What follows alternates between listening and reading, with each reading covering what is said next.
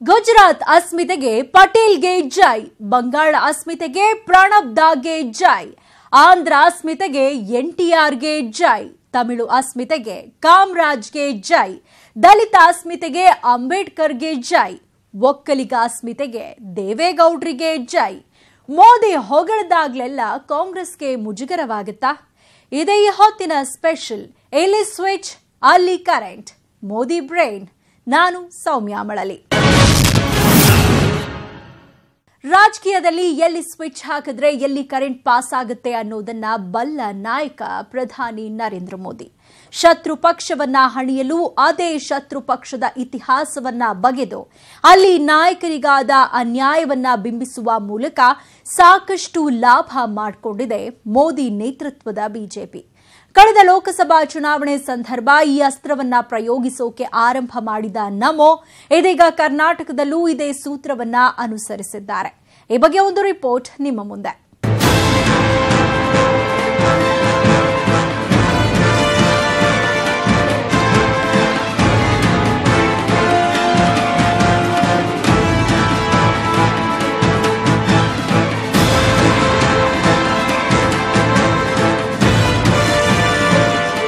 ದೇಶ ಕಂಡ ವಿಶಿಷ್ಟ ರಾಜಕಾರಣಿಗಳಲ್ಲಿ ಪ್ರಧಾನಿ ನರೇಂದ್ರ ಮೋದಿಯು ಒಬ್ಬರು.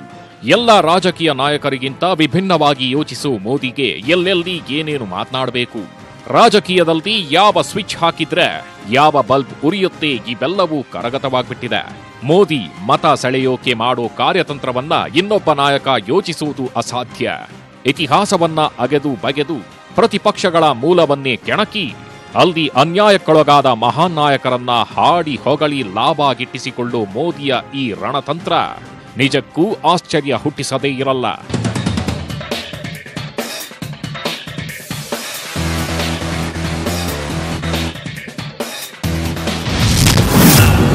ಗೌಡಾಸ್ತ್ರವನ್ನ ಎಸೆಯೋ ಮೂಲಕ ಮತ ಧ್ರುವೀಕರಣ,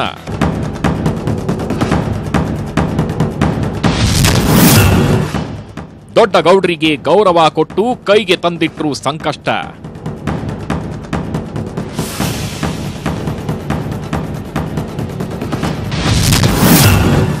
ವರ್ಕೌಟ್ ಆಗುತ್ತಾ ಮೋದಿ ಒಕ್ಕಲಿಗ ಅಸ್ಮಿತೆ ಬ್ರಹ್ಮಾಸ್ತ್ರ?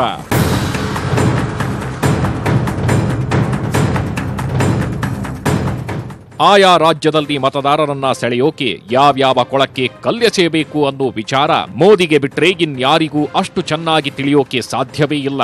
ಮೋದಿ ಇದೇ ಬುದ್ಧಿವಂತಿಕೆಯನ್ನ ಕರ್ನಾಟಕದಲ್ಲೂ ಪ್ರಯೋಗಿಸಿದ್ದಾರೆ. ಗೌಡಾಸ್ತ್ರವನ್ನ ಎಸೆಯೋ ಮೂಲಕ ಮತ ಧ್ರುವೀಕರಣಕ್ಕೆ ಮುಂದಾಗಿದ್ದಾರೆ. हमारे देश के भूतपूर्व प्रधानमंत्री, इसी की धरती के संतान किसान पुत्र श्रीमान देवेगौड़ा जी जब भी दिल्ली में आए, उन्होंने जब भी मेरा समय मांगा मैं उन्हें मिला. और इतना ही नहीं, जब वो मेरे घर आते हैं तो मैं दरवाजे के पास जाकर के उनकी गाड़ी का दरवाजा खोल करके उनका स्वागत करता. और जब जाते हैं तो दरवाजे तक जाकर के उनको गाड़ी में बिठा करके छोड़ के आता. राजनीतिक दृष्टि से वे हमारे विरोधी विचार के हैं, वे हमारी जम करके आलोचना करते हैं, पार्लियामेंट में हमारे खिलाफ वोट करते हैं, लेकिन देवेगौड़ा जी हिंदुस्तान के वरिष्ठ सम्माननीय नेताओं में से एक है. ये मुझे भूलने का कोई हक नहीं है. लेकिन मैंने सुना कांग्रेस के अध्यक्ष चुनावी सभाओं में आज से 15-20 दिन पहले जिस प्रकार से आदरणीय देवेगौड़ा जी का उल्लेख कर रहे थे, क्या ये आपके संस्कार है? क्या ये अहंकार? अरे अभी तो आपकी जिंदगी की शुरुआत हो रही है. अरे देवेगौड़ा जी तो इस देश के वरिष्ठ नेताओं में से एक है. आप उनको अपमानित करते हो. ಉಡುಪಿಯಲ್ಲಿ ನಡೆದ ಬಿಜೆಪಿ ರ್ಯಾಲಿಯಲ್ಲಿ ಜೆಡಿಎಸ್ ವರಿಷ್ಠ ದೇವೇಗೌಡರನ್ನ ಈ ಪರಿ ಹೊಗಳಿದ ಮೋದಿ ಎಲ್ಲರ ಅಚ್ಚರಿಗೆ ಕಾರಣವಾದ್ರು. ಬಿಜೆಪಿ, ಕಾಂಗ್ರೆಸ್, ಜೆಡಿಎಸ್ ನಡುವಿನ ಭಾರೀ ಹಣಾಹಣಿಯ ನಡುವೆ ಎದುರಾಳಿ ಪಕ್ಷದ ನಾಯಕರನ್ನೇ ಮೋದಿ ಹೊಗಳ್ತಾರೆ ಅಂದ್ರೆ ಅದಕ್ಕೊಂದು ಸ್ಟ್ರಾಂಗ್ ರೀಸನ್ ಇದ್ದೇ ಇರುತ್ತೆ. ಮೋದಿ ಆಡಿದ ಆ ಮಾತಿನ ಹಿಂದೆಯೂ ಅಂಥದ್ದೊಂದು ಬಲವಾದ ಕಾರಣ ಇತ್ತು. ಅದುವೇ ಒಕ್ಕಲಿಗ ಅಸ್ಮಿತೆಯ ಬ್ರಹ್ಮಾಸ್ತ್ರ.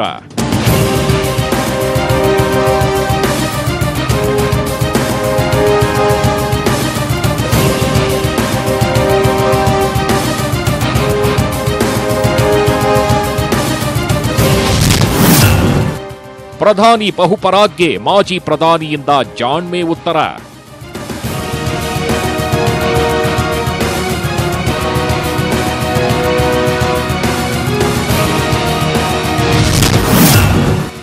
ನಮೋ ಕೊಟ್ಟ ಗೌರವ ಉಲ್ಲೇಖಿಸಿ ಸಿಎಂ ಕಾಲೆಳೆದ ಗೌಡ್ರು.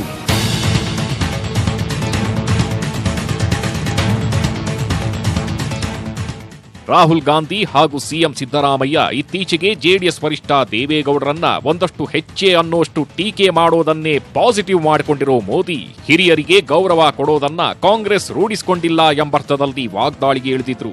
ಈ ನಡುವೆ ತಾವು ದೇವೇಗೌಡರಿಗೆ ಕೊಡೋ ಗೌರವವನ್ನ ಬಣ್ಣಿಸಿದ್ರು. ಇದಕ್ಕೆ ಪ್ರತಿಕ್ರಿಯಿಸಿರುವ ಮಾಜಿ ಪ್ರಧಾನಿ ದೇವೇಗೌಡರು, ಸಿದ್ದರಾಮಯ್ಯ ಅವರಿಗೆ ಮಾಜಿ ಪ್ರಧಾನಿಗೆ ಗೌರವ ಕೊಡೋದು ಗೊತ್ತಿಲ್ಲ, ಆದ್ರೆ ಮೋದಿಗೆ ಎಲ್ಲಿ ಹೇಗೆ ಮಾತಾಡಬೇಕು ಅನ್ನೋದು ಗೊತ್ತಿದೆ ಅಂದ್ರು. ಅವ್ರು ಯಾವ ರಾಜ್ಯಕ್ಕೆ ಹೋದರೆ ಆ ರಾಜ್ಯದಲ್ಲಿ ಯಾವ ಥರ ಮಾತಾಡಬೇಕು ಅಂತ ಹಲವಾರು ವಿಷಯ ಸಂಗ್ರಹಣೆ ಮಾಡಿಕೊಂಡು ಅದಕ್ಕೆ ತಕ್ಕಂತೆ ಮಾತಾಡೋ ಅವರಿಗೆ ಚತುರತೆ ಅಂತ ಕರೆಯೋದು ಅಥವಾ ಸಂದರ್ಭಕ್ಕೆ ಅನುಗುಣವಾಗಿ ಮಾತಾಡೋದು. So we have seen him. ಅದ್ರ ಬಗ್ಗೆ ನಾನು ಯಾಕೆ ಹೆಚ್ಚು ಒಬ್ಬ ಕನ್ನಡಿಗ ಪ್ರಧಾನಮಂತ್ರಿ ಆದ ಅನ್ನೋ ಪ್ರೈಡ್ ಏನಿದೆಯಲ್ಲ, ಅದಕ್ಕೆ ಕೊಟ್ಟ ಗೌರವ ಏನು ಅನ್ನೋದನ್ನು ಮೋದಿಯವರು ತಿಳ್ಕೊಂಡಿರ್ತಾರೆ. ಎಲ್ಲವೂ ಇವೆಲ್ಲ ದೇಶ ಆಳೋ ಪ್ರಧಾನಮಂತ್ರಿ ಗೊತ್ತಿರುತ್ತೆ, ಯಾವ್ಯಾವ ಕಾಲದಲ್ಲಿ ಏನೇನಾಯಿತು ಅಂತ ಹೇಳಿ ತಿಳ್ಕೊಂಡಿರ್ತಾರೆ. ಒಬ್ಬ ಕನ್ನಡಿಗ ಪ್ರಧಾನಮಂತ್ರಿ ಆದ ಅಂತಕ್ಕಂಥದ್ರ ಬಗ್ಗೆ ಸಂತೋಷ ಪಡೋದಕ್ಕೆ ಬದಲಾಗಿ ಅದ್ರ ಬಗ್ಗೆ ರಾಜ್ಯದ ಮುಖ್ಯಸ್ಥರು, ನಾನು ರಾಹುಲ್ ಗಾಂಧಿ ಬಗ್ಗೆ ಮಾತಾಡಲ್ಲ, ಅವರಿನ್ನೂ ಚಿಕ್ಕವರಿದ್ದಾರೆ, ಬೆಳೀಬೇಕು. ಈಗ ತಾನೇ ಒಂದು ದೊಡ್ಡ ಪಕ್ಷದ ಅಧಿಕಾರ ವಹಿಸ್ಕೊಂಡಿದ್ದಾರೆ, ಇನ್ನು ಮುಂದೆ ಹೋಗ್ತಾ ಹೋಗ್ತಾ ಅನುಭವ ಬರುತ್ತೆ.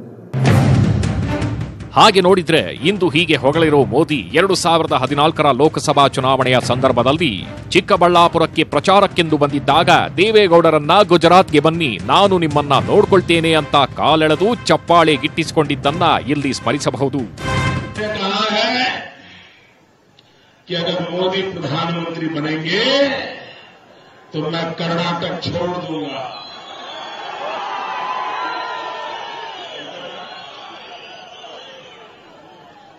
देवेगौड़ा जी, आप बुजुर्ग हैं, भारत के भूतपूर्व प्रधानमंत्री है, हम तो आपके बेटे के बराबर हैं। मैं आपको आज सार्वजनिक रूप से विश्वास दिलाता हूं, अगर अब यहां रहना आपके लिए मुश्किल हो गया हो, आप मोदी प्रधानमंत्री बने तो कर्नाटक में नहीं रहने वाले हो, छोड़ करके कहीं और जाने वाले हो। मैं आपसे प्रार्थना करता हूं, आप चिंता मत कीजिए, मैं गुजरात में आपकी पूरी व्यवस्था करूंगा। आप ओल्ड एज होम में रहना चाहते हो तो वहां, आप मकान लेकर के रहना चाहते हो तो वहां, आप कोई फार्म हाउस में रहना चाहते हो तो वहां, मेरे अपने यहां आकर के रहना चाहते हो तो मेरे यहां जितनी आपके बेटों ने अपनी सेवा की होगी उससे ज्यादा सेवा करके मैं दिखाऊंगा। ಇದೇ ವಿಚಾರವನ್ನ ಸಿಎಂ ಸಿದ್ದರಾಮಯ್ಯ ಮೋದಿಗೆ ಕೌಂಟರ್ ಮಾಡ್ತಿದ್ದಾರೆ. ಇದ್ದಕ್ಕಿದ್ದಂತೆ ಗೌಡರ ಮೇಲೆ ಗೌರವ ಯಾಕೆ ಬಂತು ಅಂತ ಪ್ರಶ್ನೆ ಮಾಡ್ತಿದ್ದಾರೆ. ಕಳೆದ 2014ರಲ್ಲಿ ನರೇಂದ್ರ ಮೋದಿ ಏನ್ ಮಾಡಿದ್ರು? ದೇವೇಗೌಡರನ್ನ ವೃದ್ಧಾಶ್ರಮಕ್ಕೆ ಕಳಿಸಬೇಕು ಅಂತ ಹೇಳಿದ್ರು. ಇದೇ ನರೇಂದ್ರ ಮೋದಿ ದೇವೇಗೌಡ ಬಗ್ಗೆ ಟೀಕೆ. ಈಗ ಇಲ್ಲಿ ನಮಗೆ ತತ್ವ ಹೇಳಕ್ ಬಂದಿದ್ದಾರೆ, ಏನಂತಂದ್ರೆ ಹಿರಿಯವರನ್ನ ಗೌರವಿಸಬೇಕು ಅಂತ. ಈಗ ದೇವೇಗೌಡ ವೃದ್ಧಾಶ್ರಮ ಏನ್ ದೇವೇಗೌಡರ ನಿನ್ನೆ ಹಾಡಿ ಹೊಗಳಿ ಯಾಕೆ ಗೊತ್ತಾ, ಬಿಜೆಪಿ ಜೆಡಿಎಸ್ ಇಬ್ರು ಒಳ ಒಪ್ಪಂದ ಮಾಡ್ಕೊಂಡಿದ್ದಾರೆ. ಇದೀಗ ಈ ಮಾತನ್ನ ನೆನಪಿಸಿಕೊಂಡಿರೋ ದೇವೇಗೌಡರು ಅಂದು ತಾವು ಮೋದಿ ಪ್ರಧಾನಿಯಾದ್ರೆ ರಾಜೀನಾಮೆ ಕೊಡ್ತೀನಿ ಅನ್ನೋ ವಾಗ್ದಾನವನ್ನ ಅನುಸರಿಸಲು ಹೋದಾಗ ಸ್ವತಃ ಮೋದಿಯೇ ರಾಜೀನಾಮೆ ಕೊಡದಂತೆ ತಡೆದಿದ್ರು ಅಂತ ಹೇಳಿದ್ದಾರೆ. ಈ ಮೂಲಕ ಸಿದ್ದರಾಮಯ್ಯ ಪ್ರಶ್ನೆಗೆ ಮೋದಿಗೂ ಮೊದಲೇ ದೇವೇಗೌಡರೇ ಉತ್ತರ ಕೊಟ್ಟಂತಾಗಿದೆ. I will resign and get out of the parliament ಅಂತ ಹೇಳಿ ಚುನಾವಣೆಯಲ್ಲಿ ಗೆದ್ದು ಸರ್ಕಾರ ಮಾಡಿದ್ಮೇಲೆ 4 ದಿವಸ ಆದಮೇಲೆ ಹೋದೆ ನಾನು. I have already decided to resign. ಅವರಾಗ ಹೇಳಿದರು, ನೀವೊಬ್ಬರು ಅನುಭವಸ್ಥರು, ಚುನಾವಣೆಯಲ್ಲಿ ನಾನೂ ಮಾತಾಡಿದ್ದೇನೆ, ನೀವು ಮಾತಾಡಿದ್ದೀರಿ, ಸೋನಿಯಾ ಗಾಂಧಿಯವ್ರನ್ನ ಭಾಳ ಬಿಟ್ಟರೆ ಕ್ರಿಟಿಸೈಸ್ ಮಾಡಿದ್ದೀನಿ, ಅದನ್ನೆಲ್ಲ ನೀವು ಮನಸ್ಸಿನಲ್ಲಿ ಇಟ್ಕೋಬಾರ್ದು. ನಿಮ್ಮ ರಾಜೀನಾಮೆ ಎಲೆಕ್ಷನ್ನಲ್ಲಿ ಇಷ್ಟೊಂದು ಸೆನ್ಸಿಟಿವ್ ಆಗಿ ನೀವು ಏನು ತಗೊಂಡ್ರೆ ನಾನು ಬೇಸರ ಮಾಡ್ಕೊಂಡಿದ್ದೇನೆ. ನಿಮ್ಗೆ ಅನುಭವ ಇದೆ, 10 ತಿಂಗಳ ರಾಜ್ಯ ಆಳಿದ್ದೀರಿ, ಹಿರಿಯರಿದ್ದೀರಿ, ಈ ಥರ ನಿಮ್ಮ ಮನಸ್ಸಿಗೆ ಒಂದು ಆಕ್ರೋಶದಿಂದ ನೀವು ರಾಜೀನಾಮೆ ಕೊಡೋದು ಅವಶ್ಯಕತೆ ಇಲ್ಲ ಅಂತೇಳಿ ಅವರೇ ನನಗೆ ವಿನಂತಿ ಮಾಡಿದರು. ಮೋದಿ ಹೊಗಳಿಕೆಯಿಂದ ಕಾಂಗ್ರೆಸ್ಗೆ ಎದುರಾಗಿದೆ ಸಂಕಟ.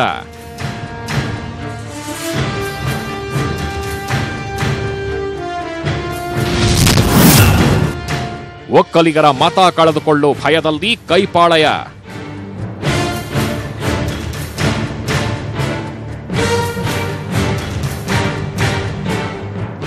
ಪ್ರಧಾನಿ ಮೋದಿ ಹೀಗೆ ಕರ್ನಾಟಕಕ್ಕೆ ಬಂದ ಮೊದಲ ದಿನವೇ ಗೌಡಾಸ್ತ್ರವನ್ನ ಎಸೆಯುವ ಮೂಲಕ ಈಗಾಗಲೇ ಕದಡಿದ ಕೊಳದಂತೆ ಆಗಿರೋ ರಾಜ್ಯ ರಾಜಕಾರಣದಲ್ಲಿ ದೊಡ್ಡ ಬಂಡೆಯನ್ನ ಎಸೆದು ಹೋಗಿದ್ದಾರೆ. ಮೋದಿ ಪ್ರಯೋಗಿಸಿದ ಈ ಒಕ್ಕಲಿಗ ಅಸ್ಮಿತೆಯ ಅಸ್ತ್ರದಿಂದ ಜೆಡಿಎಸ್ಗಂತೂ ಲಾಭ ಆಗೋ ಸಾಧ್ಯತೆ ಇದ್ದು ಆ ಮೂಲಕ ಬಿಜೆಪಿಯ ಕಾಂಗ್ರೆಸ್ ಮುಕ್ತ ಕರ್ನಾಟಕದ ಕನಸು ನನಸಾಗೋಕೆ ಸಹಾಯವಾಗಲಿದೆ. ಯಾಕಂದ್ರೆ ಹಳೆ ಮೈಸೂರು ಹಾಗೂ ಬೆಂಗಳೂರಿನಲ್ಲಿ ಒಟ್ಟಾರೆ 81 ಕ್ಷೇತ್ರಗಳಿವೆ. ಇದರಲ್ಲಿ ಹೆಚ್ಚಿನ ಕ್ಷೇತ್ರಗಳಲ್ಲಿ ಒಕ್ಕಲಿಗರ ಪಾರುಪತ್ಯವೇ ಜಾಸ್ತಿ. ಜೆಡಿಎಸ್ ಹಾಗೂ ಕಾಂಗ್ರೆಸ್ಗೆ ಒಕ್ಕಲಿಗ ಮತಗಳ ಬೆಂಬಲ ಇಲ್ಲಿದ್ದು ಬಿಜೆಪಿ ಈ ವಿಚಾರದಲ್ಲಿ ಬಹಳಷ್ಟು ಹಿಂದೆ ಇದೆ. ಹಾಗಾಗಿ ಕಾಂಗ್ರೆಸ್ ನಾಯಕರನ್ನ ಒಕ್ಕಲಿಗರ ವಿರುದ್ಧ ಎತ್ತಿ ಕಟ್ಟಿದ್ರೆ ಕಾಂಗ್ರೆಸ್ಗೆ ಹೋಗೋ ಒಕ್ಕಲಿಗ ಮತಗಳು ಕೂಡ ಜೆಡಿಎಸ್ಗೆ ಬೀಳಬಹುದು. ಆ ಮೂಲಕ ಕಾಂಗ್ರೆಸ್ನ ಬಹುಮತಕ್ಕೆ ಕಡಿವಾಣ ಹಾಕಬಹುದು ಅಂತ ಪ್ಲಾನ್ ಮಾಡಿರೋ ಮೋದಿ ಈ ಅಸ್ತ್ರ ಎಸೆದಿದ್ದಾರೆ.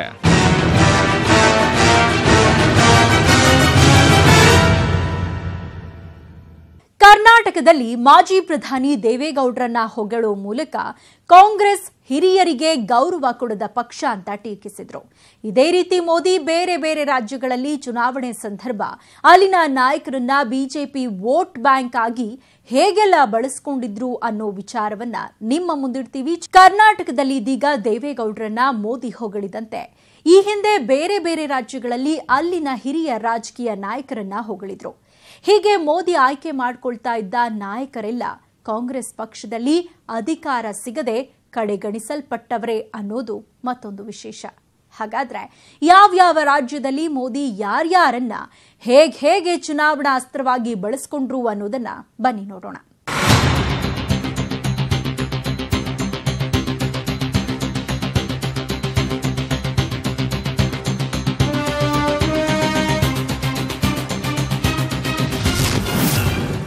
ಉಡುಪಿಯಲ್ಲಿ ಒಕ್ಕಲಿಗರ ಅಸ್ಮಿತೆ ಕೆರಳಿಸಿದ ನಮೋ.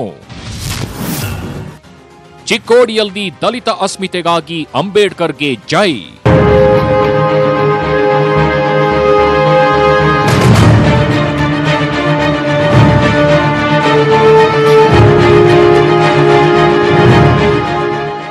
ಉಡುಪಿಯಲ್ಲಿ ದೇವೇಗೌಡರನ್ನ ಹೊಗಳೋ ಮೂಲಕ ಒಕ್ಕಲಿಗ ಅಸ್ಮಿತೆಯನ್ನ ಕೆರಳಿಸಿದ್ರು ಮೋದಿ. ಬಳಿಕ ಚಿಕ್ಕೋಡಿಗೆ ಹೋದಾಗ ಅಲ್ಲಿ ದಲಿತ ಅಸ್ಮಿತೆಯನ್ನ ಕೆರಳಿಸೋಕೆ ಅಂಬೇಡ್ಕರ್ ಹೆಸರನ್ನ ನಮೋ ಬಳಸಿಕೊಂಡಿದ್ದು ಹೇಗೆ ಅಂತ ನೋಡಿದ್ರೆ ಆಶ್ಚರ್ಯವಾಗದೇ ಇರಲ್ಲ.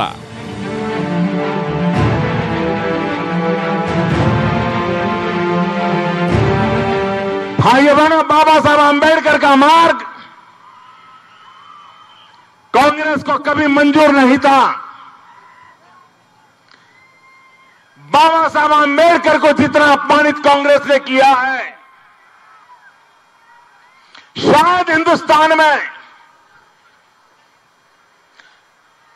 ऐसी घटनाएं बहुत कम दिखाई देगी. बाबा साहब अंबेडकर चुनाव लड़ रहे थे, उपचुनाव लड़ रहे थे।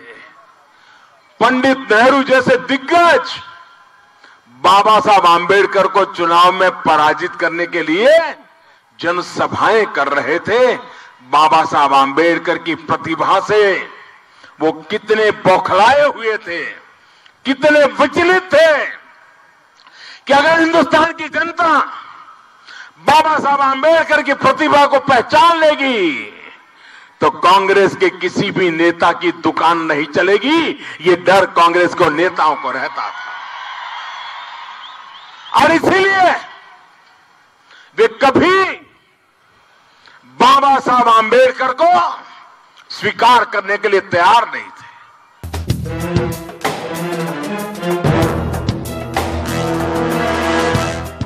ಕಾಂಗ್ರೆಸ್ ಅಂಬೇಡ್ಕರ್ ಹೆಸರನ್ನ ಮುಂದಿಟ್ಕೊಂಡು ದಲಿತ ಮತಗಳನ್ನ ಭದ್ರಾ ಮಾಡಿಕೊಂಡಿದೆ. ಹೀಗಾಗಿ ಮೋದಿ ಅಂಬೇಡ್ಕರ್ರನ್ನ ಸೋಲಿಸೋಕೆ ನೆಹರು ಹೂಡಿದ ರಣತಂತ್ರವನ್ನ ಜನರ ಮುಂದಿಟ್ಟು ಕಾಂಗ್ರೆಸ್ ಅಂಬೇಡ್ಕರ್ ವಿರೋಧಿ ಅಂತ ಮನವರಿಕೆ ಮಾಡೋ ಯತ್ನ ಮಾಡಿದ್ರು.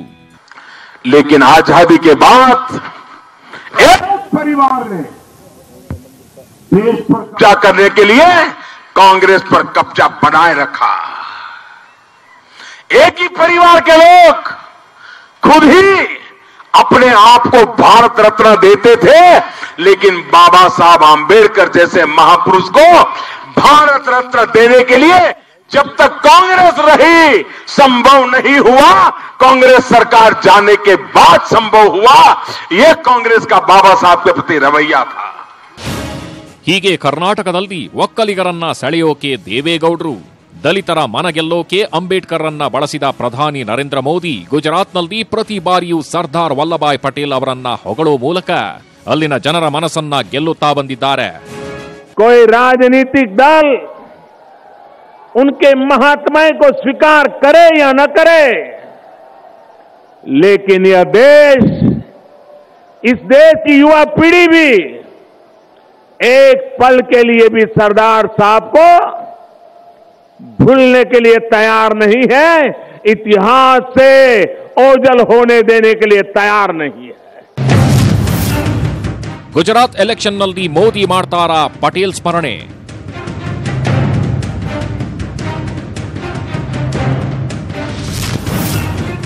ಪಟೇಲ್ಗೆ ಪ್ರಧಾನಿ ಹುದ್ದೆ ತಪ್ಪಿಸಿದ್ದು ನೆಹರು ಅಂತಾರೆ ನಮೋ.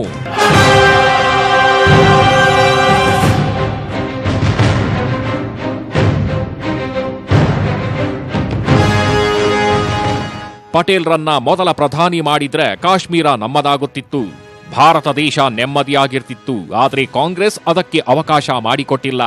ಅವರನ್ನ ಹಿಂದಕ್ಕೆ ತಳ್ಳಿ ನೆಹರು ಪ್ರಧಾನಿಯಾದ್ರು ಅಂತ ಟೀಕಿಸುವ ಮೂಲಕ ಕಾಂಗ್ರೆಸ್ ಉತ್ತಮ ನಾಯಕರನ್ನ ಕಡೆಗಣಿಸಿ ದೇಶಕ್ಕೆ ನಷ್ಟವನ್ನುಂಟು ಮಾಡಿದೆ ಅನ್ನೋದನ್ನ ಪ್ರತಿಪಾದಿಸ್ತಾ ಬಂದಿದ್ದಾರೆ.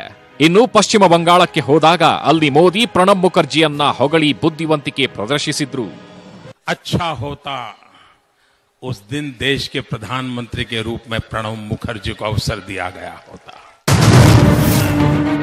ಪಶ್ಚಿಮ ಬಂಗಾಳದಲ್ಲಿ ಪ್ರಣಬ್ ಮುಖರ್ಜಿ ಪರ ನಮೋ ಬ್ಯಾಟಿಂಗ್.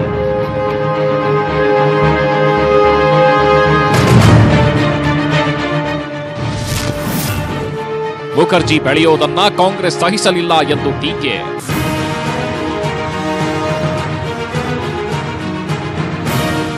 ಪಶ್ಚಿಮ ಬಂಗಾಳದ ಜನರು ಕೇಂದ್ರದಲ್ಲಿ ತಮ್ಮ ರಾಜ್ಯದ ನಾಯಕರಿಗೆ ಆದ ಅನ್ಯಾಯಕ್ಕೆ ಮಮ್ಮಲ ಮರುತ್ತಾರೆ ಅನ್ನೋದರ ಅರಿವಿದ್ದ ಮೋದಿ 2014ರ ಲೋಕಸಭಾ ಚುನಾವಣೆ ಸಂದರ್ಭದಲ್ಲಿ ಪ್ರಣಬ್ ಮುಖರ್ಜಿಗೆ ಕಾಂಗ್ರೆಸ್ ಅನ್ಯಾಯ ಮಾಡಿದೆ ಅಂತ ಆಕ್ರೋಶ ವ್ಯಕ್ತಪಡಿಸಿದ್ರು. 1984 ಹಾಗೂ 2004ರಲ್ಲಿ ಮುಖರ್ಜಿಗೆ ಪ್ರಧಾನಿಯಾಗುವ ಅವಕಾಶ ಆಗಿದ್ರೂ ಕಾಂಗ್ರೆಸ್ ಈ ಅವಕಾಶ ತಪ್ಪಿಸಿದೆ ಅಂತ ಹೇಳೋ ಮೂಲಕ ಅಲ್ಲಿನ ಜನರು ಕೈ ವಿರುದ್ಧ ಆಕ್ರೋಶ ವ್ಯಕ್ತಪಡಿಸುವಂತೆ ಮಾಡಿದ್ರು.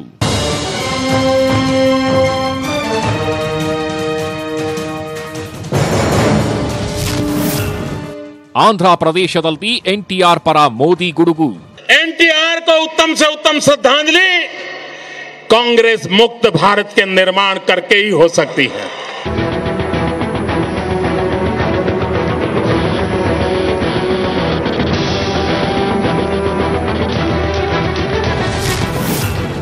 ತಮಿಳುನಾಡಿನಲ್ಲಿ ಕಾಂಗ್ರೆಸ್ ನಾಯಕ ಕಾಮರಾಜ್ ನಾಮಸ್ಮರಣೆ. ಇನ್ನು ಆಂಧ್ರದಲ್ಲಿ ಎನ್ಟಿಆರ್ ಪರ ಬ್ಯಾಟಿಂಗ್ ಮಾಡಿ ರಾಜೀವ್ ಗಾಂಧಿ ಅಲ್ಲಿನ ನಾಯಕನಿಗೆ ಮಾಡಿದ ಅವಮಾನವನ್ನ ವಿವರಿಸುವ ಮೂಲಕ ಕಾಂಗ್ರೆಸ್ಗೆ ಮುಜುಗರವನ್ನುಂಟು ಮಾಡಿದ್ರು. ಹೈದರಾಬಾದ್ಗೆ ರಾಜೀವ್ ಗಾಂಧಿ ಹೋದಾಗ ಅಲ್ಲಿನ ದಲಿತ ಸಿಎಂ ಟಿ ಅಂಜಯ್ಯ ಜೊತೆ ಕೆಟ್ಟದಾಗಿ ನಡೆದುಕೊಂಡಿದ್ದರಿಂದ ಸ್ವಾಭಿಮಾನಕ್ಕೆ ಧಕ್ಕೆಯುಂಟಾಗಿತ್ತು. ಆ ಅವಮಾನದ ಬೆಂಕಿಯಲ್ಲಿ ಹುಟ್ಟಿದ್ದೇ ಎನ್ ಟಿ ರಾಮರಾವ್ ಅವರ ತೆಲುಗು ದೇಶಂ ಪಕ್ಷ ಅಂತ ಬಣ್ಣಿಸಿದ್ರು. ಈ ಬಗ್ಗೆ ಇತ್ತೀಚೆಗಷ್ಟೇ ಲೋಕಸಭೆಯಲ್ಲಿ ದೊಡ್ಡದೊಂದು ಭಾಷಣವನ್ನೇ ಕೊಟ್ಟಿದ್ರು ಮೋದಿ. ಈ ಕಡೆ ತಮಿಳುನಾಡಿಗೆ ಬಂದಾಗ ಇಲ್ಲಿನ ಮಾಜಿ ಸಿಎಂ ಕಾಂಗ್ರೆಸ್ನ ಮುತ್ಸದಿ ನಾಯಕ ಕಾಮರಾಜ್ಗೆ ಜೈ ಅನ್ನೋ ಮೂಲಕ ಒನ್ಸ್ ಅಗೇನ್ ಕಾಂಗ್ರೆಸ್ಗೆ ಮುಜುಗರ ಉಂಟು ಮಾಡಿದ್ರು ಮೋದಿ. ನೆಹರು ನಿಧನರಾದಾಗ ಉಂಟಾದ ರಾಜಕೀಯ ಅಸ್ಥಿರತೆಯನ್ನ ಸಮರ್ಥವಾಗಿ ನಿಭಾಯಿಸಿದ್ದ ಅಂದಿನ ಎಐಸಿಸಿ ಅಧ್ಯಕ್ಷ ಕಾಮರಾಜ್ ಪ್ರಧಾನಿ ಹುದ್ದೆ ಅರಸಿ ಬಂದ್ರೂ ತಿರಸ್ಕರಿಸಿ ಶಾಸ್ತ್ರಿ ಇಂದಿರಾ ಗಾಂಧಿಗೆ ಪೂರಕವಾದ ಪರಿಸ್ಥಿತಿ ಸೃಷ್ಟಿಸಿ ಅವರನ್ನ ಪ್ರಧಾನಿ ಮಾಡಿದ್ರು. ಇದೇ ವಿಚಾರವನ್ನು ಚುನಾವಣಾ ಅಸ್ತ್ರವಾಗಿ ಬಳಸೋ ಮೋದಿ ಕಾಂಗ್ರೆಸ್ನವರಿಗೆ ನೆಹರು ರಾಜೀವ್ ಗಾಂಧಿ ಬಿಟ್ರೆ ಪಕ್ಷಕ್ಕಾಗಿ ದುಡಿಯೋ ಕಾಮರಾಜ್ರಂತಹ ಮಹಾನ್ ನಾಯಕರ ನೆನಪೇ ಆಗಲ್ಲ ಅಂತ ಆಗಾಗ್ಗೆ ಟೀಕಿಸ್ತಾ ಬಂದಿದ್ದಾರೆ.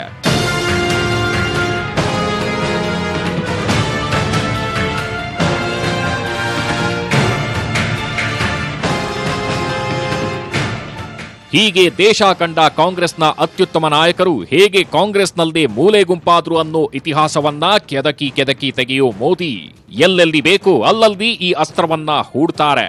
ಆ ಮೂಲಕ ನಿಮ್ಮ ನಾಯಕನಿಗೆ ಕಾಂಗ್ರೆಸ್ ಅನ್ಯಾಯ ಮಾಡಿದೆ ಅಂತ ಜನರಿಗೆ ಮನವರಿಕೆ ಮಾಡಿ ಮತ ಧ್ರುವೀಕರಣ ಮಾಡೋ ಕಲೆಯನ್ನ ಬಹಳ ಹಿಂದಿನಿಂದಲೂ ಕರಗತ ಮಾಡಿಕೊಂಡಿದ್ದು ಇದರಿಂದ ಲಾಭವನ್ನ ಪಡೆದಿದ್ದಾರೆ. ಆದ್ರೆ ಕರ್ನಾಟಕದಲ್ಲಿ ಇದೀಗ ಮೋದಿ ದೇವೇಗೌಡರ ಹೆಸರಿಟ್ಕೊಂಡು ಒಕ್ಕಲಿಗ ಅಸ್ಮಿತೆ ಕೆರಳಿಸುವ ಯತ್ನ ಹಾಗೂ ಅಂಬೇಡ್ಕರ್ ಹೆಸರಿಟ್ಕೊಂಡು ದಲಿತರನ್ನ ಓಲೈಸಿಕೊಳ್ಳೋಕೆ ಮಾಡಿದ ತಂತ್ರ ಎಷ್ಟರ ಮಟ್ಟಿಗೆ ವರ್ಕೌಟ್ ಆಗುತ್ತೆ ಅನ್ನೋದನ್ನ ಕಾದ್ ನೋಡಬೇಕು.